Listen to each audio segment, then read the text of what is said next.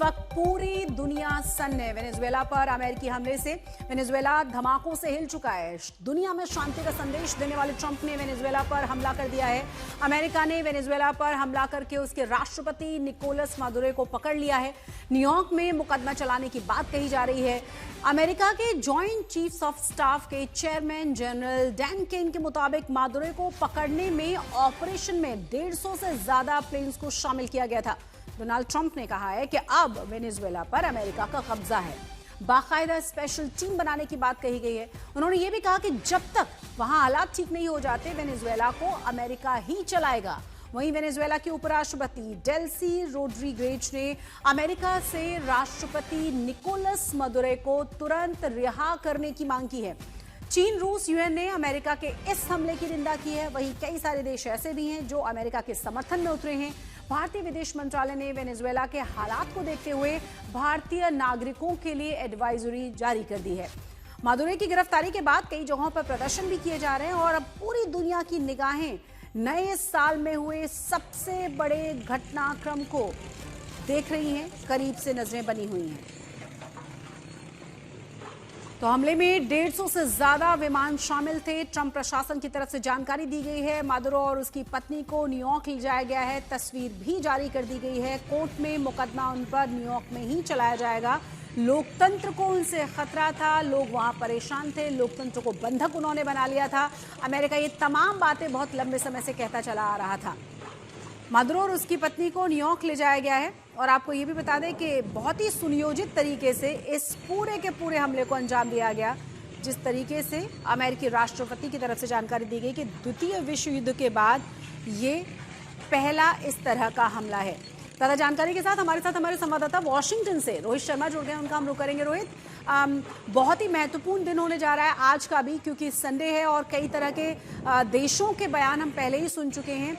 और यूएन के बारे में जानकारी है कि कल बहुत ही महत्वपूर्ण इमरजेंसी मीटिंग की मांग की गई है जो 10 बजे बुलाई गई है कल।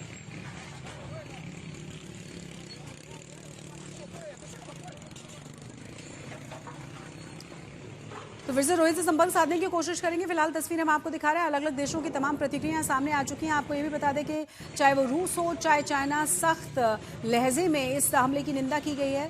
संप्रभुता पर इस हमले को हमला बताया गया है। और आपको ये भी बता दें कि अमेरिका की तरफ से जानकारी दी गई है कि किस तरीके से 150 से ज्यादा प्लेन्स को इस हमले के लिए इस्तेमाल किया गया था। ब्रिटिश पीएम ने क्या कहा था वो हम आपको दिखा रहे हैं। क्या कहा है उन्होंने? ब्रिटेन को मादुरो के शासन के अंत पर दुख नहीं है। मादुरो से लोकतंत्र को खतरा था। अमेरिका भी लगातार यही बात कहता रहा है। और आपको बता दें कि मादुरो अवैध राष्ट्रपति थे। ये भी कहा गया है वेनेजुएला पर अमेरिका की तरफ से जो हमला हुआ है उस पर ब्रिटिश पीएम की तरफ से। ब्रिटेन को मादुरो के शासन के अंत पर दुख नहीं है। तमाम बाकी के देशों की भी प्रतिक्रिया इस पूरे हमले पर सामने आ चुकी हैं। अब अगर हम चाइना की बात करें तो वेनेजुएला पर हमला गलत है, अस्वीकार्य है। ये साफ कर दिया गया है। वेनेजुएला की संप्रभुता का सीधा सीधा उल्लंघन अमेरिका ने किया है। ये भी कहा गया है चीन की तरफ से। अंतर्राष्ट्रीय कानूनों का उल्लंघन है ये। और अन्य देशों की सुरक्षा पर भी संकट है। अमेरिका की कार्रवाई की कड़ी निंदा की गई है इस हमले पर। और रूस ने भी वेनेजुएला के साथ खड़े होने की बात कही है, उसका साथ देने की बात कही है। मादुरो को रिहा करे अमेरिका जल्द से जल्द, ये मांग रूस की तरफ से की गई है। ज्यादा जानकारी के साथ हमारे संवाददाता रोहित जुड़ गए। रोहित, आज का दिन बहुत महत्वपूर्ण है। कई देश अगर समर्थन में नजर आ रहे हैं तो कई देश बिल्कुल सामने खड़े हुए नजर आ रहे हैं। संप्रभुता पर हमला, दादागिरी, तमाम बातें कही जा रही हैं। अब सवाल यह है कि आगे क्या नए साल में एक बार फिर से दो खेमों में पूरा विश्व बटा हुआ नजर आएगा? देखिए, ये डिवाइसिव जो ओपिनियन होने ही वाला था, क्योंकि अमेरिका ने इतना बड़ा कदम उठाया है और इतनी इम्पोर्टेंट एक रिजीम चेंज कर दिया है साल के बिगिनिंग में। तो ऑब्वियसली हमें सारे टाइप के रिएक्शन देखने को मिलेंगे। जो अमेरिका के ट्रेडिशनल एलाइज है वो भी ये तो कह रहे हैं कि मादुरो जो है इलेजिटिमेट लीडर थे, लेकिन आगे का जो प्रोसेस है वो स्मूथ होना चाहिए, वेनेजुएला में शांति होनी चाहिए। तो मुझे लगता है कि कहीं ना कहीं हमें ये देखने को जरूर मिलेगा कि थोड़ा डिवाइडेड ओपिनियन होगा, लेकिन अब बोलना नहीं चाहिए इस तरह की चीज। लेकिन प्रेसिडेंट ट्रम्प के लिए यूनाइटेड नेशंस के मायने नहीं है, वो उनको नहीं लगता है कि यूनाइटेड नेशंस इंपॉर्टेंट है। तो अगर सिक्योरिटी काउंसिल की जो मीटिंग होने वाली है मंडे को 10 बजे, आई डोंट थिंक उसमें प्रेसिडेंट ट्रम्प के ऊपर या अमेरिका के ऊपर कोई दबाव बनाया जा सकता। आई थिंक यूएन जैसी जो संस्था है वो एक सिर्फ एक लिप सर्विस करने का काम किया है पिछले कुछ 25-30 सालों से उसने, तो आई डोंट थिंक उस पर कुछ होगा। हाँ, इम्पोर्टेंट अमेरिका के लिए ये है, क्योंकि अमेरिका ने ये कदम उठाया है प्रेसिडेंट ट्रम्प के लिए, एडमिनिस्ट्रेशन के लिए, कि वेनेजुएला में जो भी समर्थन से सरकार बनती है अमेरिका के, वहां पे पीस रहे, और अमेरिका के साथ या वहां की जो जनता है वो कहीं ना कहीं अगर निराश हो जाती है तो मुझे लगता है प्रॉब्लम होगी, और वो फोकस रहेगा प्रेसिडेंट ट्रम्प का और अमेरिका का। और चीन और रूस जैसे जो बाकी देश है, दो चीजें हो सकती है, एक तो ऑब्वियसली वो निंदा कर रहे हैं या विरोध कर रहे हैं, वो तो करेंगे ही। कहीं कभी भी आने वाले समय में जो डर है काफी एनालिस्ट में, वो ये है कि कल को रशिया या चाइना जैसी बड़ी पावर कोई इस तरह का कदम ना उठा ले।